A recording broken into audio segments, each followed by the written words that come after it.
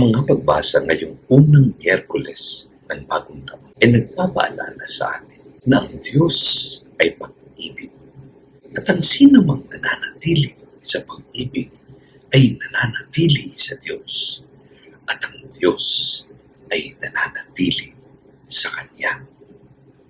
Sa Ebanghelyo, makikita natin si Jesus na naglalakad sa ibabaw ng tubig upang palakasin ang loob ng kanyang mga alagad na natatakot sa gitna ng unos.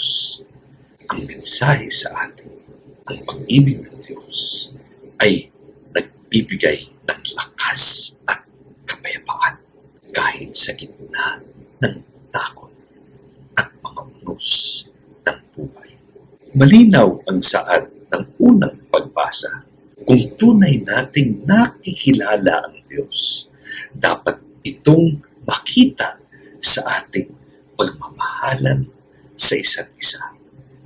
Ang pag-ibig ay hindi opsyon, kundi tanda ng ating pagiging mga anak ng Diyos. Sa Ebanghelyo, ang alagad ay natakot sa gitna ng bagyo. Ngunit nang makita nila si Jesus, nagkaroon sila ng kapayapaan. Ang presensya ng Panginoon ay nagbibigay ng lakas upang mapaglabanan natin ang anumang unos.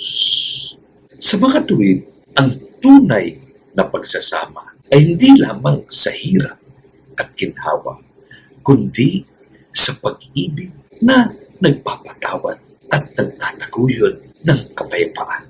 Ang pag-ibig ng Diyos ay dapat makita sa ating pakikitungo sa kapwa, lalo na sa mga mahihirap, mga may sakit, at mga nawawalan ng pag-asa.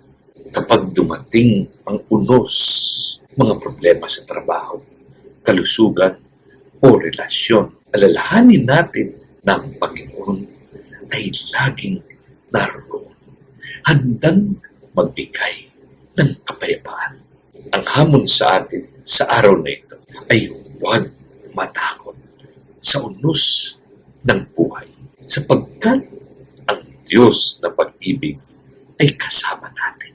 Kung nananatili tayo sa pag-ibig, nananatili tayo sa Diyos, at walang bagay ang makakayani sa ating pananampalataya.